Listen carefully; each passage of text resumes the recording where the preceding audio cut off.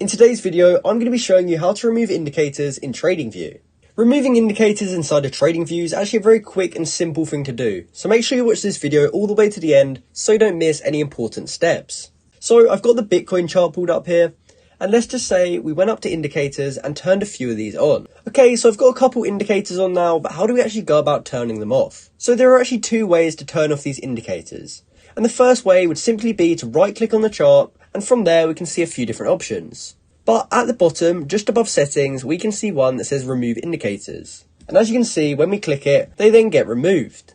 Now, the second way to do it is actually going over to the left hand side where there's all these options, and we can go down to this little trash icon and go to the arrow next to it, and then we can choose to either remove the indicators or the drawings and indicators. But if you just want to remove indicators, you can simply click this, and as you can see, they've now been removed. So that's how you can remove indicators in Tradingview. I hope you found this video helpful, and thanks for watching.